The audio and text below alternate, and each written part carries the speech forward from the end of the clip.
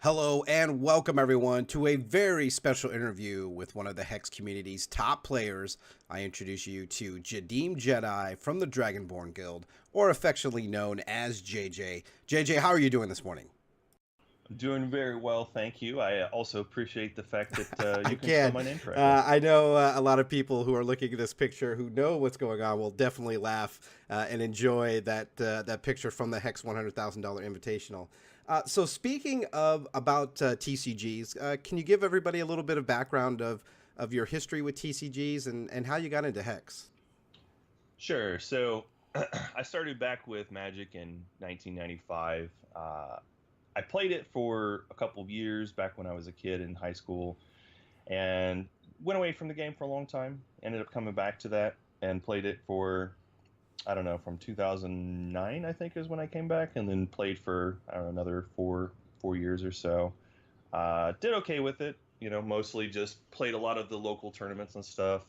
Day two'd some larger tournaments, but nothing super major. But I had a lot of fun with it. That ultimately, though, it became a thing where I was playing a bunch of cards, and I saw the Kickstarter for Hex, and it was actually a friend of mine where I was playing a different card game that actually told me about it. I'm really glad he did because I mean I've had a ton of fun with playing Hex since then. Yeah, that's pretty much it for me. These days I mostly just play Hex. I still play Magic from time to time, uh, usually for cube drafting because that's just a ton of fun to do. That's great, JJ. It's great to learn about how you got started in TCGs and ultimately how you found your way into Hex. So, speaking of Hex, let's talk a little bit about your tournament finishes. And it's quite an illustrious list here. Numerous top eights in some of the earlier Hex tournaments. Then, of course, you've got second place at the Hex Invitational Qualifier Tournament number 2. And, of course, the first place Hex Invitational Qualifier in Tournament number 9, which earns you one of the top 12 spots at the Hex $100,000 Invitational, where you were in the finals against Coma and took second place. You also took second place in the Cosmic Crown Showdown number 2 and second place in the Hex Primal Immortal Tournament number 2. So some really top finishes here for you as a competitive Hex player. But not only that, you also do stuff for the community, which is very notable as well. You are a caster for the Five Shards community for their tournaments. You also are a co-host for the Two Turns Ahead podcast, as well as the Dragonborn Guild co-founder and leader. JJ, how do you find the time to balance all of these things and compete and do well in these major tournaments? Well, fortunately, the podcasting part we don't do during most of the tournament times. It's after the tournaments. It's just my wife is very patient. Fortunately, she allows me to go and do that. But coming second place at the 100K helped a lot with that argument. So it's a lot easier to find time now for it. But yeah, it's been a ton of fun. I've been doing the casting with Five Shards ever since the beginning. Um, Pretty much the very first tournament. I haven't done every single one. I missed like one of the Shard Cups where I just couldn't make it because of work, I think it was. Um, but yeah, I've been doing that for a long time. Have a ton of fun with doing the casting piece of it. The rest of these I've been able to play in and do okay, but I'm going to continue casting. The Two Turns Ahead, that's been a lot of fun. I've been doing that with Zubrin and with Penachills. Gosh, we've been doing it for 3.5 years, I want to say. Um, they've been more consistent as far as the number of times that they've been on there. My contribution there is usually about once a month is what I'm able to make the time for. Used to be more than that. Unfortunately, with the way that time zones work and when they're available to do it in my new job schedule, I'm not able to do that quite as often. I have to stay up pretty late for it. So usually just about once a month now. And as far as the leader for the guild, yeah, we do chat a lot as far as what we're going to do for upcoming tournaments or bad beat stories. That's always, I think, one of the big parts of being in a group there, being able to share your pain. Well, that's very interesting, JJ, and thank you for sharing a little bit about you and the things that you do, and really thank you for what you're doing for the community, whether it be a caster for the Five Shards tournament events, or providing your insights during the Two Turns Ahead podcast, or being the co-founder and leader of the Dragonborn Guild. Just the things you do, not only for your members, but for the events that you also help sponsor and facilitate. So thank you for that, JJ. Now let's take a look at the deck that you ran in the last Hex Primal Immortal Championship tournament, Mono Blood. Can you break this deck down for us? Sure thing. So this is a mid-range deck at its core. Lots of good efficient threats and lots of good efficient removal and answers. Wanted to make sure that if I was going to go into this tournament, I either wanted to play some type of combo deck or something that was doing something unfair, whether that would be Titania's Majesty or the Blood Diamond and Nana deck, or something of that ilk. Or I wanted to play something that had good answers to those types of decks, and instead I decided to go with the Mono Blood, which does have that ability, especially with all the main deck discard. Withering Gaze and Inquisition do a ton of work against those decks. Gaze sometimes can be weak against other decks in the field, but overall both of those did a ton of work for me on the day, and I'm glad that I played the 7 discards there. Same thing with the Strangle and Hero Fall. They're just the best at what they do for the cost. There are other options with Rotcast and what have you, but just really happy with those, and they hit the widest range of threats that I want to hit. Zentoth's Malice, great for that little bit of card draw.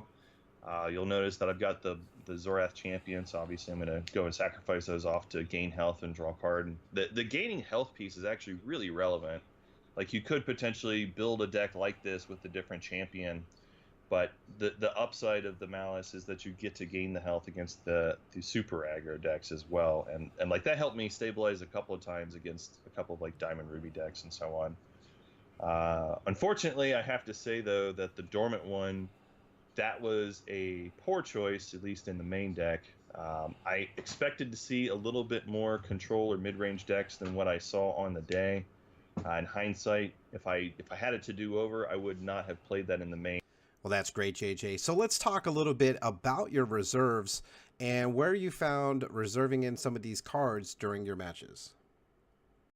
Sure. So the Extinction was mostly for the wild decks or just the mid-range aggro decks. Like Hierophant is a big part of the format still.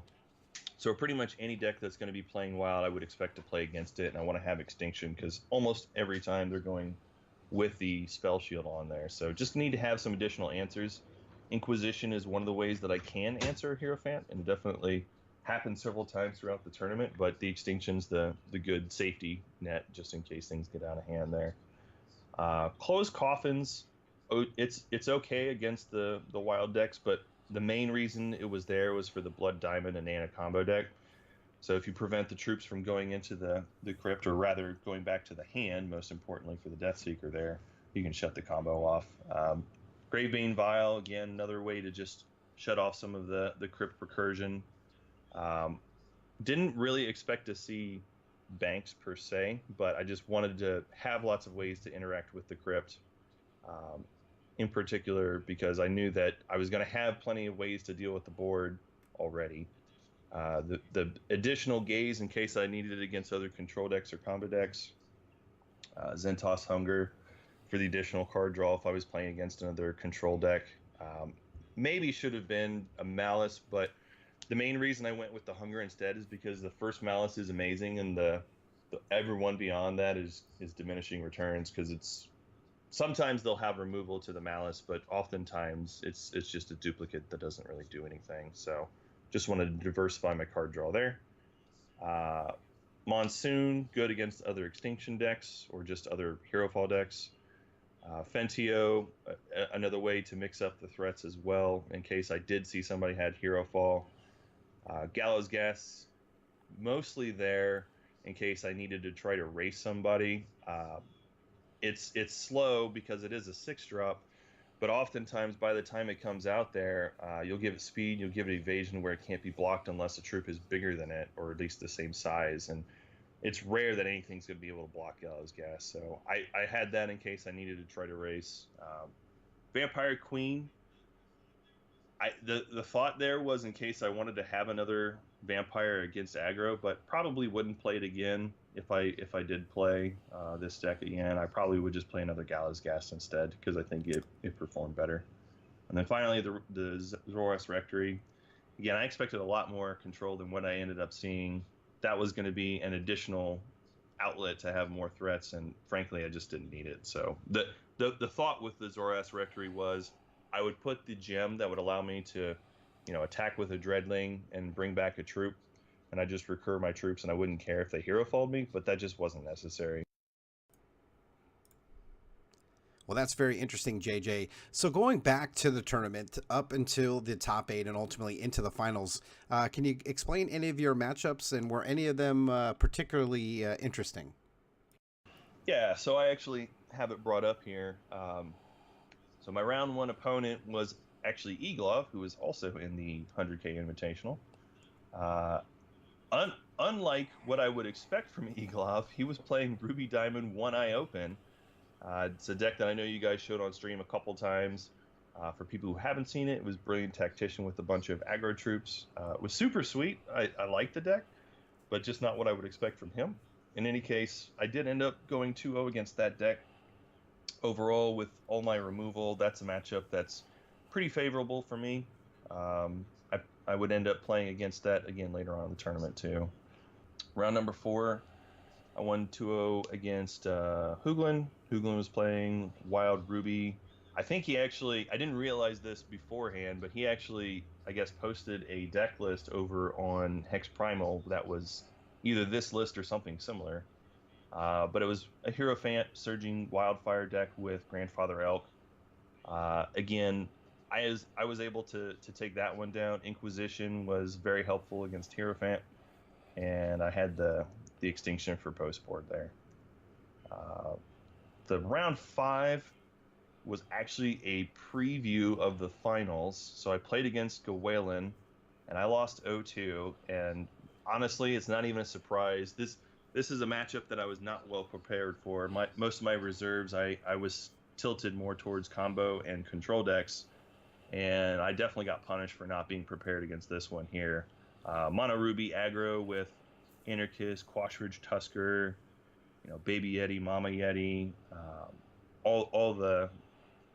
basically all the things that you would expect from the old, just all the Ruby aggro deck from last season. I was just not prepared. I would have needed something like Cheap Shots or what have you, but I got rolled 0-2 there. The next round 6, I played against Essos. Funny enough, Essos was actually playing Wild Sapphire MC Runier, which was the deck that I played last tournament. So that was pretty cool to see. Cool to see because they were playing a deck that I had played last time, but also because they were doing well with it. That one, I don't remember much about the game that I lost on that one, but I will say that I remember. I think it was he got an Altar of Milzahn in play, and just outvalued me. My removal was not able to keep up with all the threats that he put out after he got the turn 2 Altar. But the other 2 games I ended up winning. I just got ahead on, I think one of them even he was resource light, like he wasn't able to play his cards. Final round 7, I won 2-0 on that one. It was another Wild Ruby Grandfather Elk deck. This one was played by Soren. A little bit different from what Jeff had earlier. The Heart of Embers, I think, was not something that Jeff had. But otherwise, similar type of strategy, have the Surging Wildfire, pump it up with Grandfather Elk. But I was able to do pretty well there. Yes, a very strong run for you indeed, JJ, making the top 8 and ultimately facing off against Gawalen in the finals. And congratulations on your second place finish. So question for you, JJ, for any player out there who's looking to get into competitive Hex, to get into these tournaments, what advice would you give to players in order to compete and do well in future tournaments? So practice your deck.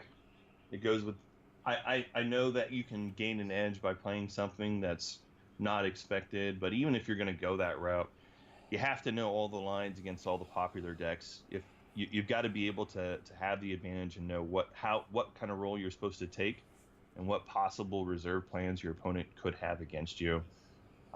Practice is a big part of the reason why I've done as well as I have. I'm not naturally amazing at this game, unfortunately, as much as I wish I could be. There's a lot of people who do better at seeing things right up front, but for me, it's practice. Well, thank you, JJ, for providing your insights and really giving us a little bit of background about yourself, learning more about you and your history with TCGs, and ultimately your amazing tournament runs here in the Hex competitive scene and what you do for the community. So thank you again for everything you do, and good luck in your future tournaments.